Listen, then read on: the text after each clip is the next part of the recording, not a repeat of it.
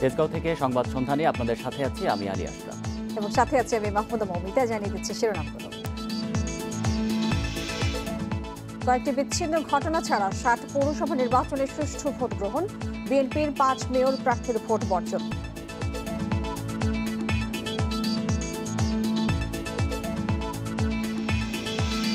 কারিগরি বোর্ডে বিভিন্ন খাতে কোটি কোটি টাকা দুর্নীতির অভিযোগ, আয় ব্যয়ের হিসাব চেয়েছে মন্ত্রণালয়।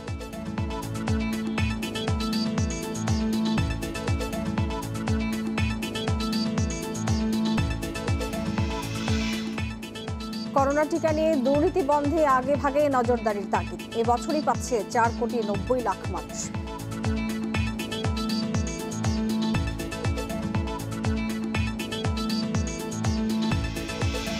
আগামী ৭ দিনের মধ্যেই করোনা টিকার অ্যাপ ব্যবহার উপযোগী হবে, জানিয়েছে তথ্য প্রযুক্তি অধিদপ্তর।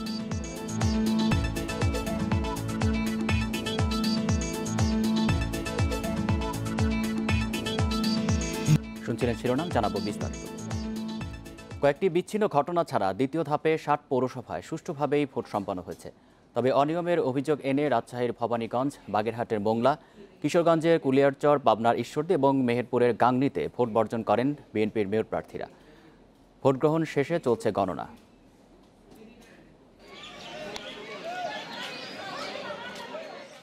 তীব্র শীত উপেক্ষা করে সকাল থেকেই ভোট কেন্দ্রে আসতে থাকেন ভোটার। ভোটারের উপস্থিতিও ছিল চোখে পড়ার মতো। দীর্ঘ লাইনে দাঁড়িয়ে নিজের পছন্দের প্রার্থীকে ভোট দিতে পেরে খুশি ভোটাররা। ইভিএমে ভোট এবং নির্বাচনের পরিবেশ নিয়েও সন্তুষ্ট তারা। আমি আজকেই ইভিএমে প্রথম ভোট দিছি, আমার খুব ভালো লাগছে। পরিবেশ ভালো, একসাথে ভোট দিলাম, কোনো অসুবিধা হয়নি। এখনকার পরিবেশ ভালো, বুঝেন না, এখন আর লাইন ধরা লাগে না, ভোট টপ টপ করে দিয়ে আসি আইলাম। সুষ্ঠু ভোট হলে নিজেদের জয়ে আশাবাদী প্রার্থীরা। দুই একটি বিচ্ছিন্ন ঘটনা ছাড়া ভোটের পরিবেশ নিয়েও প্রশাসনকে সাধুবাদ জানিয়েছেন তারা। এখানে যে নির্বাচন হচ্ছে, ইনশাল্লাহ এই নির্বাচন অবাধ সুষ্ঠু নির্বাচন হবে এবং ভবিষ্যতে সারা বাংলাদেশের সকল নির্বাচনে যাতে এটা অনুকরণ করে, এটাই হচ্ছে আমার আবেদন। এই ভোট শেষ পর্যন্ত করে যাব ইনশাল্লাহ। ভোটের পরিবেশ সুন্দর, এখানে জয় পরাজয় হবে, মানুষ যাকে ভোট দিবে উনি বিজয় অর্জন করবে। সুষ্ঠু ও শান্তিপূর্ণ ভোট গ্রহণে প্রশাসনের পক্ষ থেকে নেওয়া হয়েছে সব ধরনের ব্যবস্থা। পুরুষ মহিলা দুইজনেরই ব্যাপক উপস্থিতি, আপনারা নিজেরাও লাইনে দেখতে পাচ্ছেন, এবং একটু ইভিএম এর প্রতি মানুষের দেখলাম আগ্রহ বেশি। পৌরসভার সব কেন্দ্রে জোরদার করা হয়েছে পুলিশ, র্যাব, বিজিবি ও আনসার সদস্যদের টহল। দুই একটা বিচ্ছিন্ন ঘটনা ঘটছে, কিন্তু গতকাল বা আজকে তার আগে বেশ ভালো ছিল। একটা ঘটনা যেটা ঘটছে, মামলা হয়েছে, সেটা আইনি পদক্ষেপ গ্রহণ করা হবে, ইনশাল্লাহ পরিস্থিতি ভালো। এ ধাপে ৬০টি পৌরসভার ২৯টিতে ভোট গ্রহণ হচ্ছে ইভিএমে। দ্বিতীয় ধাপের পৌর নির্বাচনে মেয়র পদে প্রতিদ্বন্দ্বিতা করছেন ২১০ জন, কাউন্সিলর ২২৩২ জন, সংরক্ষিত কাউন্সিলর পদে লড়ছেন ৭২৪ জন। সোহেলি জাহান, ইন্ডিপেন্ডেন্ট নিউজ ডেস্ক। ফেনীর দাগনভূঞা পৌরসভা নির্বাচনে গণিপুর সরকারি প্রাথমিক বিদ্যালয় কেন্দ্রে ককটেল বিস্ফোরণে ৩ জন আহত হয়েছেন। আহতরা হলেন এক আনসার সদস্য এবং স্বতন্ত্র কাউন্সিলর প্রার্থীর 2 সমর্থক। এছাড়া কাউন্সিলর প্রার্থীদের মধ্যে ধাওয়া পাল্টা ধাওয়ার ঘটনা ঘটেছে। কাউন্সিলর প্রার্থীরা সরকার দলীয় সমর্থিত প্রার্থীর বিরুদ্ধে মারধর করে আটক রাখার অভিযোগ করেছেন। কিশোরগঞ্জে আওয়ামী লীগ এবং বিএনপির মেয়র প্রার্থীর সমর্থকদের মধ্যে সংঘর্ষে আওয়ামী সমর্থক 3 জন আহত হয়। ঝিনাইদহের শৈলকুপায় আওয়ামী লীগ এবং স্বতন্ত্র মেয়র প্রার্থীর সমর্থকদের ধাওয়া পাল্টা ধাওয়ায় আহত হয়েছেন 1 জন। অনিয়মের অভিযোগে গাজীপুরের শ্রীপুর পৌর নির্বাচনের স্বতন্ত্র প্রার্থী শাহ আলমকে আটক করেছে ভ্রাম্যমাণ আদালত। বগুড়ার শেরপুরে জাল ভোট দেওয়ার সময় একজনকে 7 দিনের কারাদণ্ড দিয়েছে ভ্রাম্যমাণ আদালত।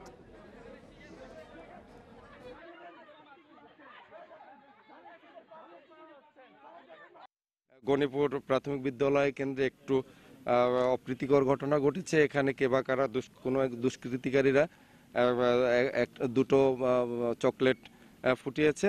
আমরা তাৎক্ষণিক ব্যবস্থা গ্রহণ করেছি, এখন পরিস্থিতি শান্ত রয়েছে। এ নিয়ে আরো জানাতে রাজধানীর মোহাম্মদপুর থেকে আমাদের সঙ্গে যোগ দিচ্ছেন নির্বাচন বিশ্লেষক বদিউল আলম মজুমদার।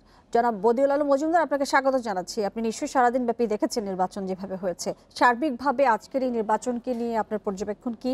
নির্বাচনকে আপনি কিভাবে দেখছেন অন্যান্য নির্বাচনের চেয়ে? অনেক ধন্যবাদ। তো এই বিচ্ছিন্ন সহিংসতা, বিচ্ছিন্ন যে নির্বাচন বর্জন এবং অনিয়ম, এগুলোর মধ্য দিয়ে নির্বাচন শেষ হয়েছে 60টি পৌরসভায়।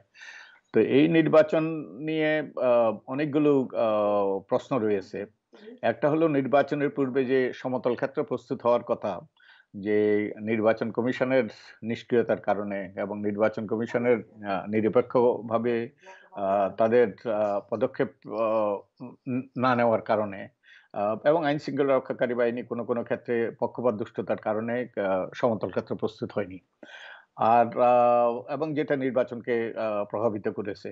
আর আরেকটা হলো যে যে সহিংসতা আমরা দেখেছি, মূলত সহিংসতা যে সরকার দলীয় এবং বিদ্রোহী প্রার্থীদের মধ্যে। দুই একটা ক্ষেত্রে সে বিএনপি প্রার্থীদের সাথেও সহিংসতা ঘটেছে। কিন্তু এর মূল কারণ হলো এই যে নিজ দলের মধ্যে এই যে প্রবল প্রতিদ্বন্দ্বিতা, মরিয়া, যে কোনো মূল্যে জিততে হবে। এর মূল কারণ হলো যে আমরা যে ফায়দা ভিত্তিক রাজনীতির চর্চা করছি।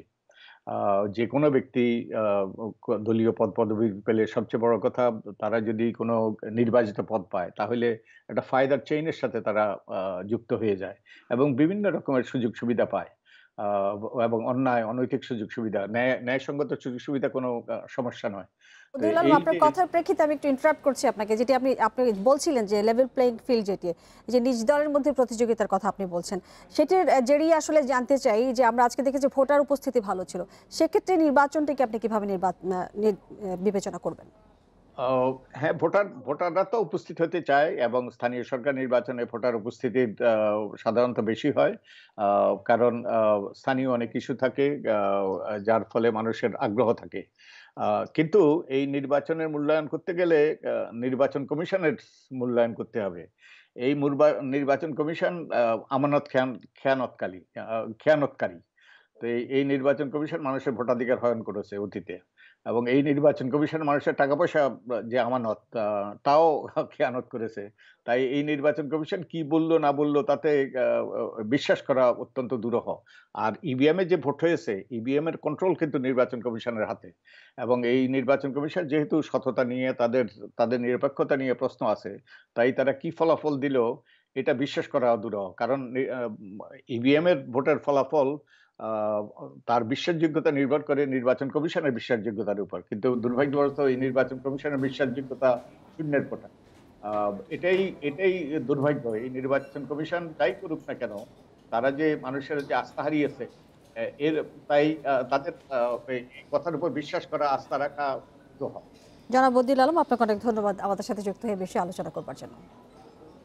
পৌর নির্বাচনেও জাতীয় নির্বাচনের মতো অনিয়ম হয়েছে বলে অভিযোগ করেছেন বিএনপি স্থায়ী কমিটির সদস্য খন্দকার মোশাররফ হোসেন। সরকার নির্বাচনী ব্যবস্থাকে ধ্বংস করে দিয়েছে বলেও মন্তব্য করেন তিনি। শনিবার সকালে গুলশানে বিএনপি চেয়ারপারসনের কার্যালয়ে মুক্তিযুদ্ধের সুবর্ণ জয়ন্তী উদযাপন উপকমিটির বৈঠকে এসব কথা বলেন মোশাররফ। ইভিএমে ভোট গ্রহণের সমালোচনা করেন তিনি। এ সময় বিএনপি নেতারা দাবি করেন ক্ষমতায় টিকে থাকতে একদলীয় শাসন কায়েম করছে আওয়ামী লীগ। গণতন্ত্র ও মানুষের অধিকার রক্ষায় সবাইকে ঐক্যবদ্ধ হওয়ারও আহ্বান জানান নেতারা।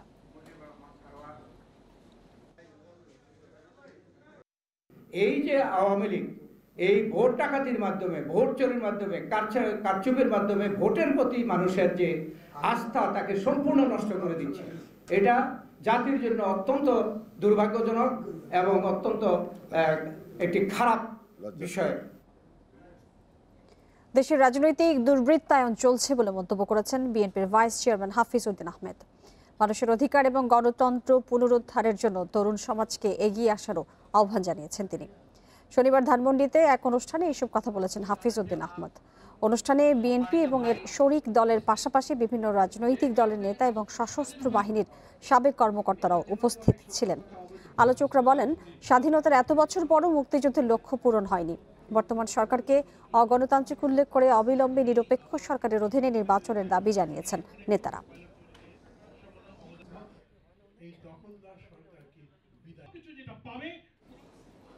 পিকে হালদারে পাচার হওয়া অর্থ ভারত, কানাডা ও সিঙ্গাপুরে রয়েছে বলে হাইকোর্টে প্রতিবেদন জমা দিয়েছে Bangladesh financial intelligence unit.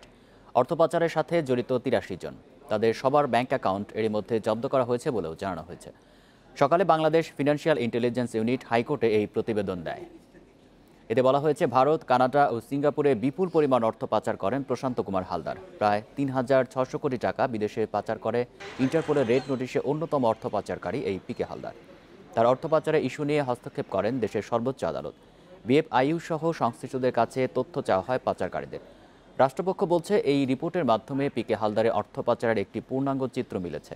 Financial intelligence ইউনিটের এই প্রতিবেদনের ওপর আগামী 20 জানুয়ারি শুনানি করবে রাষ্ট্রপক্ষ।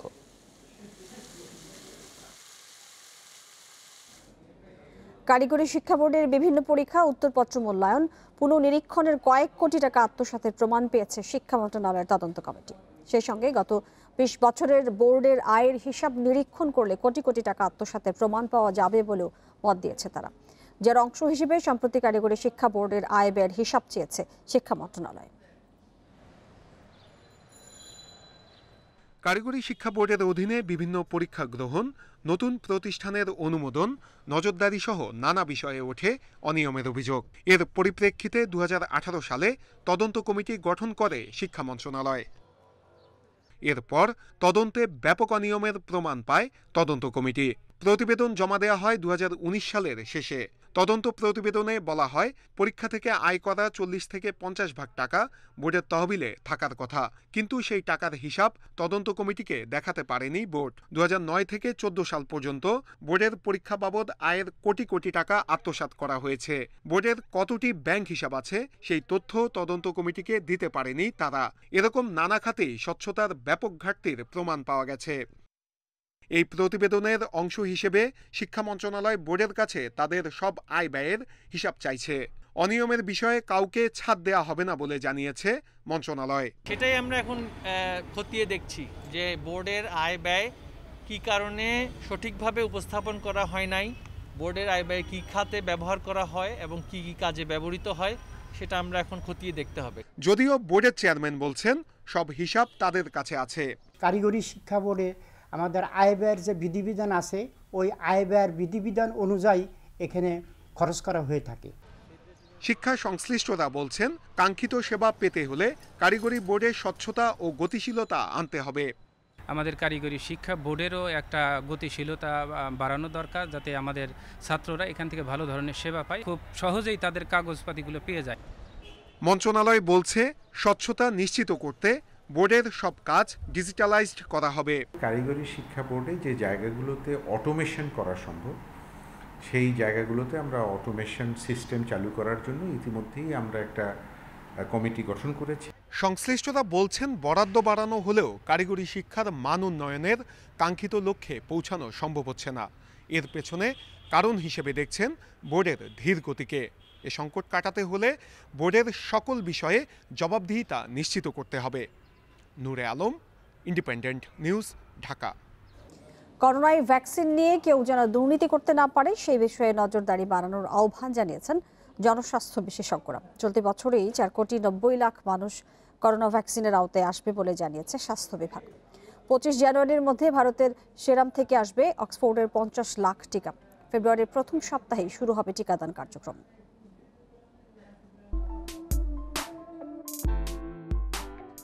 ফেব্রুয়ারির শুরুতে করোনার টিকাদান কার্যক্রম বাস্তবায়নে প্রস্তুতি চলছে পুরোদমে। দেশের 547টি ইপিআই কোল্ড স্টোরেজে রাখা হবে ভ্যাকসিন। 42,000 কর্মীকে ইতিমধ্যেই দেয়া হয়েছে প্রশিক্ষণ। দেশজুড়ে প্রস্তুত রাখা হয়েছে 7,344টি টিম। প্রতিটি টিমে কাজ করবেন 6 জন স্বাস্থ্যকর্মী। প্রথম ধাপে টিকা পাবেন 50 লাখ মানুষ, সরকারি ও বেসরকারি স্বাস্থ্যকর্মী, মুক্তিযোদ্ধা, আইনশৃঙ্খলা রক্ষাকারী বাহিনী, সামরিক ও বেসামরিক প্রতিরক্ষা বাহিনী, রাষ্ট্রের অপরিহার্য সংস্থার আমলা ও কর্মচারী, গণমাধ্যম কর্মী, নির্বাচিত জনপ্রতিনিধি, সিটি কর্পোরেশন ও পৌরসভার কর্মচারী, জরুরি সেবা সংস্থার কর্মী, স্থল, নৌ ও বিমানবন্দর কর্মী, প্রবাসী অদক্ষ শ্রমিক, বয়স্ক জনগোষ্ঠী এবং জাতীয় দলের খেলোয়াড়রা টিকা পাবেন অগ্রাধিকার ভিত্তিতে। 18 বছরের কম বয়স ও অন্তঃসত্ত্বা নারীরা আপাতত ভ্যাকসিন পাবেন না। SMS এর মাধ্যমে কোথায় ভ্যাকসিন দিতে যাবেন এবং কখন যাবেন সেটা নির্দিষ্ট করে বলে দেওয়া হবে। এবং দ্বিতীয় ডোজের ক্ষেত্রেও আমরা আগেই জানিয়ে দিব ভ্যাকসিনেশনের ডেট এবং টাইম এবং প্লেস। এবং এভাবে আমরা আশা করছি যে প্রথম বছর অন্তত আমরা 20 থেকে 29% পপুলেশনকে ভ্যাকসিনেশনের আওতায় নিয়ে আসতে পারব। 2 থেকে 8 ডিগ্রি তাপমাত্রা নিশ্চিত করে ভ্যাকসিন পাঠানো হবে কেন্দ্রগুলোতে। বিশেষায়িত হাসপাতাল, সরকারি বেসরকারি মেডিকেল কলেজ হাসপাতাল, পুলিশ হাসপাতাল, সম্মিলিত সামরিক হাসপাতাল, বক্ষব্যাধি হাসপাতাল, জেলা উপজেলা সদর হাসপাতাল ও ইউনিয়ন পরিষদে দেয়া হবে ভ্যাকসিন। 50 লক্ষ ভ্যাকসিন যদি আসে সেটি বিতরণ করার সক্ষমতা অনুযায়ী আমরা পরিকল্পনা করেছি, সেই প্রস্তুতি আমাদের আছে। একসঙ্গে যদি এর চাইতে বেশি আসে তাহলে আমাদের সক্ষমতা আরও বাড়াতে হবে, সেটি হয়তো আমরা প্রতিশ্রুতি পাইনি এখন। অক্সফোর্ডের পাশাপাশি অন্য দেশ থেকে ভ্যাকসিন আনতে কূটনৈতিক তৎপরতা বাড়ানোর উপর জোর দিয়েছেন জনস্বাস্থ্য বিশেষজ্ঞরা। এটা নিয়ে যাতে কেউ দুর্নীতি না করতে পারে, কালোবাজারি না করতে পারে, নকল ভ্যাকসিন কিংবা এই নিয়ে যাতে কেউ প্রফিট অনৈতিকভাবে প্রফিটের চিন্তা না করতে পারে, সেই জায়গাগুলো খেয়াল রাখতে হবে। ভ্যাকসিন নিতে অনলাইন অ্যাপের মাধ্যমে নিবন্ধনের কাজ শুরু হবে 26 জানুয়ারি। অ্যাপস তৈরির কাজ চূড়ান্ত পর্যায়ে রয়েছে বলে জানিয়েছে স্বাস্থ্য বিভাগ। Biprajit Chanda, independent news, Dhaka. আগামী 7 দিনের মধ্যে করোনা টিকার অ্যাপ সুরক্ষা ব্যবহার উপযোগী হবে বলে জানিয়েছে তথ্য ও যোগাযোগ প্রযুক্তি অধিদপ্তর। টিকা দেওয়ার কার্যক্রম সঠিকভাবে পরিচালনার জন্য নিজস্ব জনবলের মাধ্যমে অ্যাপ্লিকেশনটি তৈরি করেছে মন্ত্রণালয়।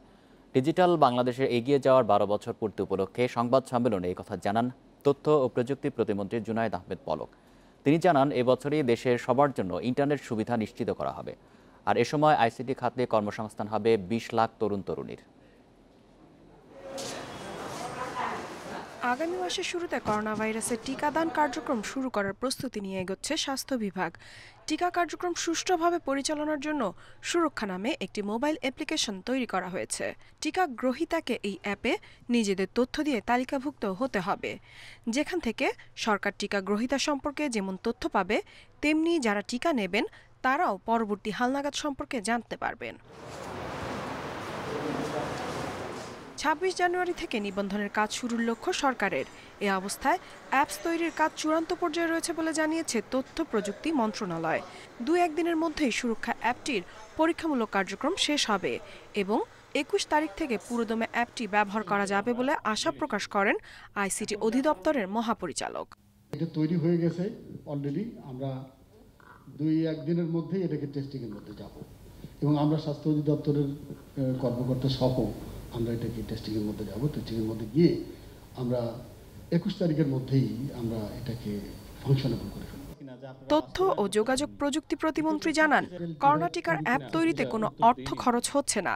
তবে অ্যাপ তৈরির পর করোনা টিকা গ্রহণকারী কোটি কোটি মানুষের তথ্য সার্ভারে সংরক্ষণ করা, এনআইডি ও মোবাইল নাম্বার যাচাই এবং SMS দেয়া সহ বিভিন্ন কাজে অর্থ ব্যয় হবে।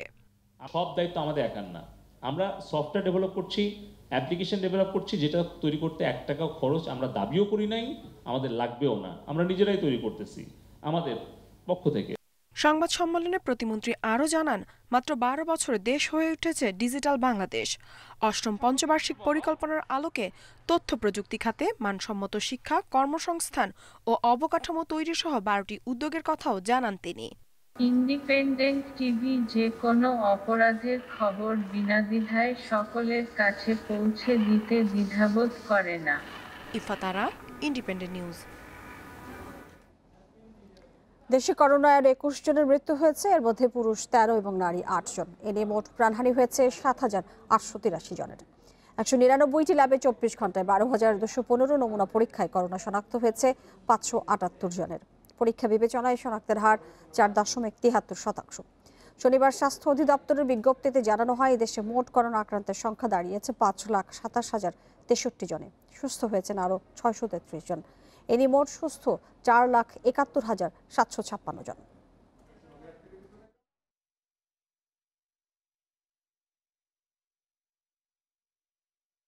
শুরুতে অপরিচিত নম্বর থেকে ফোন, টার্গেট ব্যবসায়ী ও উচ্চবিত্তরা। শীর্ষ সন্ত্রাসী 7 স্টার গ্রুপ সদস্য পরিচয়ে চাওয়া হতো চাঁদা, টাকা না দিলে দেওয়া হতো হত্যার হুমকি। প্রতারণার মাধ্যমে চাঁদাবাজির অভিযোগে 6 জনকে গ্রেপ্তার করেছে গোয়েন্দা পুলিশ।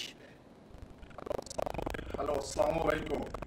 জি, মিজানুর রহমান সাহেব ভালো আছেন ভাই? জি ভাই, আপনাকে চিনতে পারলাম না ভাই। আপনি আমাকে চিনতে পারবেন না, আপনি আমার নামটা শুনছেন। আমি জিশান কথা বলছিলাম, একটা তালিকার একজন শীর্ষ সন্ত্রাসী জিশান। এভাবেই বিভিন্ন ব্যবসায়ী ও উচ্চবিত্তদের হুমকি দেয় শীর্ষ সন্ত্রাসী 7 স্টার গ্রুপের পরিচয়ে প্রতারক চক্র। মূলত কয়েকটি ধাপে এই প্রতারণা করে চক্রটি। ফাঁদে পা দিলেই কয়েক ধাপে আদায় করত চাঁদা। তাদের এমন কর্মকাণ্ডে মামলা করেন কক্সবাজারের এক ব্যবসায়ী। পরে শুক্রবার ঢাকা, বরিশাল, নারায়ণগঞ্জ সহ বিভিন্ন স্থান থেকে 6 জনকে গ্রেপ্তার করে গোয়েন্দা পুলিশ। আমরা দেখেছি তারা কাজটা 3টা পর্যায়ে ভাগ হয়ে করে। প্রথম পর্যায়ে তাকে আমরা নাম দিয়েছি মাঠ পর্যায়ের কাজ, দ্বিতীয় পর্যায়ে হচ্ছে মূল প্রচারণা, তৃতীয় পর্যায়ে হচ্ছে টাকা উত্তোলন। যে ব্যবসায়ী একটা সংগঠন আছে তাদের যে বাৎসরিক বিভিন্ন বই বের হয়, বিভিন্ন ওই মানে ডাইরেক্টরি আমরা যেটাকে বলি, সেখান থেকে তারা ওই কাগজগুলো কালেক্ট করে। পুলিশ বলছে চক্রটি নিরীহ অশিক্ষিত লোকের কাছ থেকে সংগ্রহ করত জাতীয় পরিচয়পত্র। এরপর অ্যাকাউন্ট খুলে চাঁদার টাকার জন্য দেয়া হতো হুমকি। তাদের কাছ থেকে বিপুল পরিমাণ এই যে তাদের যে এই অপরাধ কাজে ব্যবহৃত মোবাইল সেট আছে, সিম আছে এবং বিভিন্ন ধরনের বই, বিশেষ করে ডিরেক্টরি এবং টেলিফোন গাইড, এগুলো উদ্ধার করা হয়। এবং এই 6 জনের বিরুদ্ধে আমরা পেনাল কোর্টে মামলা নিয়ে তাদেরকে বিজ্ঞ আদালতে প্রেরণ করেছি। প্রতারক চক্রের বাকি সদস্যদের ধরতে অভিযান চলছে বলে জানিয়েছে police. Nahid Kamal, independent news, Dhaka. 3 বছরে রাজধানী ঢাকার গড় তাপমাত্রা বেড়েছে 4.5 ডিগ্রি। আবহাওয়া অধিদপ্তর বলছে এই 3 বছর পৌষ মাঘে ঢাকায় শৈত্যপ্রবাহ হয়নি। এই বছর ডিসেম্বরে তাপমাত্রা 30 ডিগ্রি সেলসিয়াসে উঠেছে। বিশ্বব্যাংকের গবেষণা বলছে অস্বাভাবিক জনঘনত্ব, কংক্রিট এবং কাচের তৈরি ভবনের কারণে রাজধানীতে বাড়ছে তাপমাত্রা। ফলে ভূপৃষ্ঠের উষ্ণতা বেড়ে স্বাভাবিক বাসের অযোগ্য হয়ে উঠছে 500 বছরের পুরান নগরী ঢাকা। মাঘ মাসের শুরু, বাংলা পঞ্জিকায় এ সময় হাড় কাঁপানো ঠান্ডা পড়ে। অথচ পৌষের মৃদু ও মাঝারি শৈত্যপ্রবাহ হলেও রাজধানীতে তার প্রভাব নেই। মাঘের শুরুতে শীতের আমেজ নেই বললেই চলে। পৌষ মাঘে ঋতু বৈচিত্র্য এবার দেখেনি রাজধানীবাসী। আবহাওয়া অফিস বলছে নগরের বাইরে ঘন কুয়াশা হলেও রাজধানীতে থাকছে চকচকে রোদ। 3 বছর ধরে শৈত্যপ্রবাহ হয় না। ডিসেম্বরে 30 ডিগ্রি সেলসিয়াসও উঠেছে পারদ। জানুয়ারির শুরুতে তাপমাত্রা থাকছে 24 ডিগ্রি সেলসিয়াস। অস্বাভাবিক উষ্ণ হয়ে উঠেছে তিলোত্তমা ঢাকা। লোয়ার বায়ুমণ্ডলের যেই কি বলে আবহাওয়াগত পরিস্থিতি, সেটি কিন্তু আগে কিন্তু এরকম ছিল না। সুতরাং এরই ধারায় এবং জলবায়ু পরিবর্তনের ধারা, দুটি ধারার মাধ্যমেই ঢাকা শহরের আবহাওয়াগত পরিস্থিতি অতীতের তুলনায় সম্পূর্ণ ভিন্ন। এবং গত বছর আমি সেটি বলেছি, অনেকগুলো শৈত্যপ্রবাহ থাকলেও গত বছর একটি শৈত্যপ্রবাহের প্রবণতা কিন্তু ঢাকা শহরে আমরা রেকর্ড করতে পারি নাই। এই বছর এখনো পর্যন্ত আসা নেই। 2018 থেকে 2020 সালে বিশ্বব্যাংকের গবেষণায় দেখা যায় দিনে গড় বার্ষিক তাপমাত্রা গ্রামের তুলনায় ঢাকা মহানগরের সর্বোচ্চ 4.29 ডিগ্রি সেলসিয়াস বেশি, রাতে 2.5 ডিগ্রি সেলসিয়াস পর্যন্ত বাড়ছে।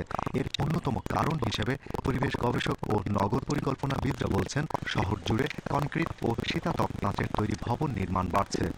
কাচের ভিতরে শর্টওয়েভ রেডিয়েশন, সূর্যের দিনের বেলা সূর্যের আলোটা যখন ঢুকে তখন যে পরিমাণে সে বের হয়ে যাওয়ার কথা লং ওয়েভ রেডিয়েশন হিসাবে, সেটা সেই রেডিয়েটটা সে বিকিরণটা করতে পারে। প্রচুর পরিমাণে কাচের বিল্ডিং হচ্ছে এবং এই কাচের বিল্ডিং তাপমাত্রা বৃদ্ধিতে অত্যন্ত সহায়ক। অতিরঞ্জিত বা অতি বিচ্ছুরিত গ্লাস ব্যবহার করার মধ্যে দিয়ে তাকে অতিরিক্ত তাপ শোষণ করছে। সেই শোষণের ফলে তার শীততাপ যন্ত্রের উপর চাপ বাড়ছে, ফলে প্রচুর পরিমাণে আভ্যন্তরীণ তাপ বহিরে এক্সস্টের মাধ্যমে ছড়িয়ে দেওয়া হচ্ছে। একই সঙ্গে এদের রিফ্লেকশনের কারণে বা বিচ্ছুরণের কারণে আশেপাশে প্রচন্ড রকম তাপ উদ্রেক হচ্ছে। পরিবেশ গবেষকেরা বলছেন এভাবে চলতে থাকলে মহানগরের আবহাওয়া বসবাসের অযোগ্য হয়ে উঠবে। তাই রাজধানীর পরিবেশ সহনশীল করতে বাড়াতে হবে সবুজায়ন। Shahriar Anirban, independent news. Pfizer বায়োএনটেকের করোনা টিকা নেওয়ার পর একের পর এক মৃত্যু হচ্ছে নরওয়েতে। দেশটির স্বাস্থ্য মন্ত্রণালয় জানিয়েছে প্রথম ধাপে টিকা নেওয়াদের মধ্যে এ পর্যন্ত 23 জনের মৃত্যু হয়েছে। ভ্যাকসিন নেয়ার পর থেকেই তাদের নানা শারীরিক সমস্যা দেখা দিতে শুরু করে বলে জানিয়েছে কর্তৃপক্ষ। এদের বেশিরভাগের বয়স 60 বছরের বেশি। এমন পরিস্থিতিতে অসুস্থ এবং বয়স্কদের টিকা নেওয়া বেশ ঝুঁকিপূর্ণ হতে পারে বলে সতর্ক করেছে সরকার। এদিকে ফাইজারের বিরুদ্ধে চাহিদার তুলনায় কম টিকা সরবরাহের অভিযোগ তুলেছে ইউরোপীয় union. Sweden, Denmark, Finland, Lithuania, Latvia এবং এস্তোনিয়া টিকা সরবরাহের জন্য ফাইজার বায়োএনটেককে চাপ দিতে ইউরোপীয় ইউনিয়নের প্রতি আহ্বান জানিয়েছে। ফাইজার বলেছে টিকা কম সরবরাহ করার বিষয়টি সাময়িক।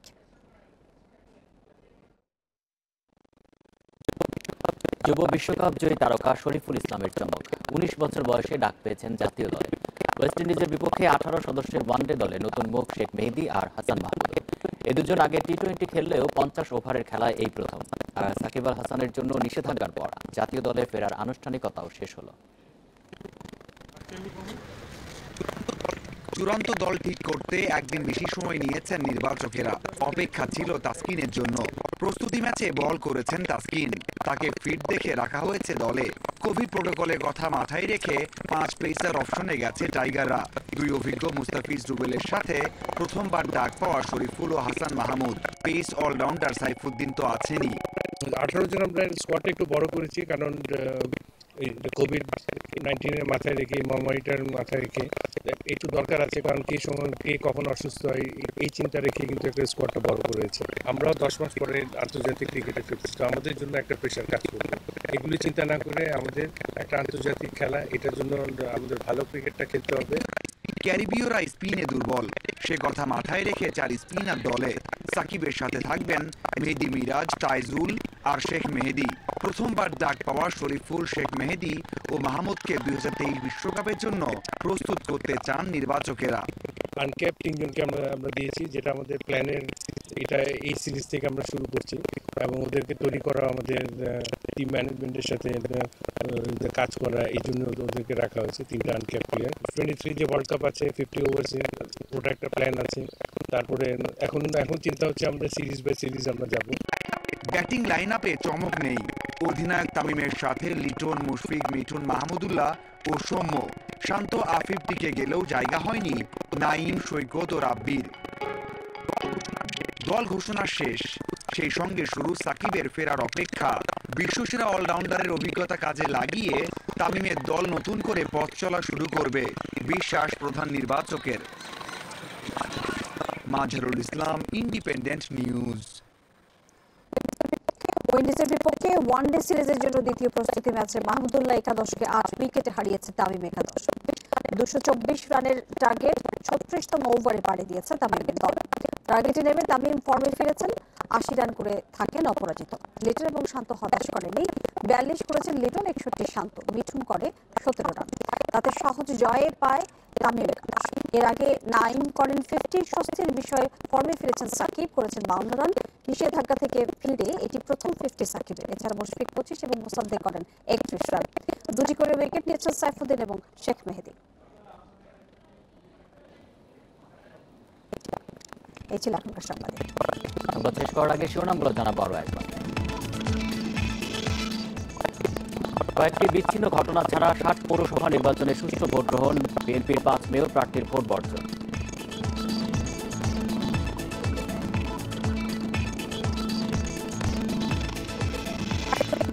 কারিগরি বোর্ডে বিভিন্ন খাতে কোটি কোটি টাকা দুর্নীতির অভিযোগ, আয় ব্যয়ের হিসাব চেয়েছে মন্ত্রণালয়।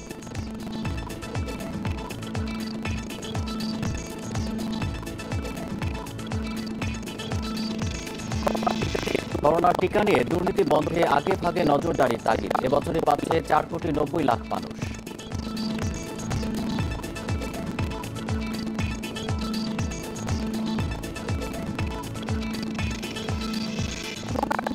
এবং আগামী 7 দিনের মধ্যেই করোনা টিকার অ্যাপ ব্যবহার উপযোগী হবে, জানিয়েছে তথ্য প্রযুক্তি অধিদপ্তর।